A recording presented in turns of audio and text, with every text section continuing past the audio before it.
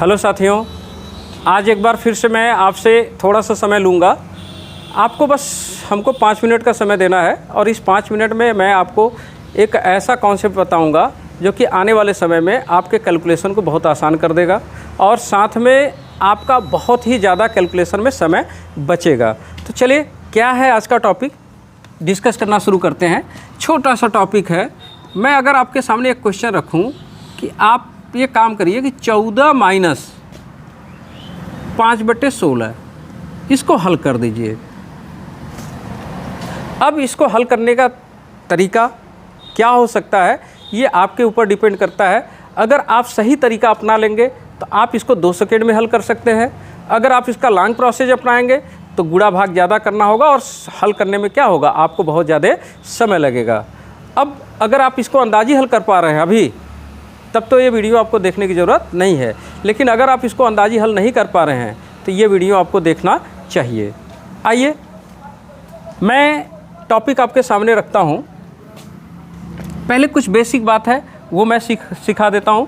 बस 5 मिनट ही समय देना है। पहले आप एक बेसिक बात समझ लीजिए, इसके बाद फिर आगे चलते हैं। जैसे कि अगर मैं आपसे ये कह दूँ कि यार ये काम करो, 3 माइनस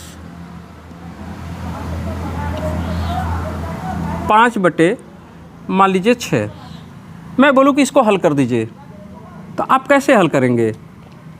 तो आप एक काम करेंगे, 6 त्रिक 18, 6 त्रिक 18, 18 माइनस है तो माइनस 5, तो 18 में से 5 घटाएंगे, 18 में से 5 घटाएंगे कितना, 13, 13/6 ऐसे ही तो लिखेंगे। 6 त्रिक 18, 18 में से 5 घटा के 13, 13/6। और फिर इसको हम कहें कि सही बटे में आंसर दीजिए, तो आप क्या करेंगे, 6 से भाग देंगे, 6 दूनी 12, 2 बार भाग जाएगा। अब जितना शेष बचेगा उसको ऊपर, जिससे भाग दे रहे हैं उसको नीचे। ऐसे ही तो आप हल करते हैं उसको। ओके, तो इसी तरह से इसको भी हल करना चाहोगे आप कि 16 का 14 में गुणा कर लें और गुणा करके 5 घटा दें, जितना भी ऊपर आएगा बटे 16 हो जाएगा। 16 का भाग देके उसको सही बटे में कन्वर्ट कर लेंगे। यही तरीका आप अपनाना चाहते हैं, लेकिन यही तरीका नहीं अपनाना है, इसमें आपको लगेगा बहुत ज़्यादा समय। ओके, तो आपको अपनाना क्या है, एक बात और यहीं पर छोटा समझ लीजिए। जैसे अगर मैं लिखूं कि 4 + 3/7, तो इसको हल कैसे करेंगे, 7 चौक 28, डायरेक्ट ढूंढा, 7 चौक 28, 28 में 3 जोड़ेंगे, 28 3 31, 31 बटे क्या, 7, 7 चौक 28, 28 3 31, 31/7। अगर यहाँ ये प्लस का चिन्ह नहीं होता तब भी तो आप इसको ऐसे ही करते, 7 चौक 28, 28 3 31, 31/7। यानी यहाँ प्लस लगाना न लगाना कोई फ़र्क नहीं डालता है। ठीक, ये भी बात आपने सीख लिया कि ऐसे लिखो चाहे ऐसे लिखो, बात एक ही है। अब चलिए, अब मैं आपको वो बात बता देता हूँ जिसके लिए मैं आपको अभी वीडियो पर रोक के रखा हूँ। आइए चलिए, ये देख रहे हैं आप, 5 में 16 का भाग देंगे, जब भी आएगा 1 से कम आएगा।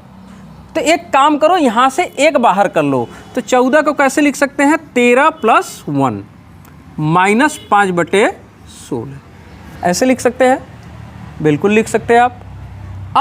अब एक काम करिए, अब देखिए 13 है तो 13 प्लस 16 के 16, और 16 में से 5 गया कितना, 11, 11/16। फिर से देखिए 16 के 16, 16 में से 5 घटाएंगे कितना, 11 बचेगा, 11/16। अब ये प्लस लिखिए चाहे ना लिखिए, यानी कि हमारा आंसर आएगा 13 से 11/16।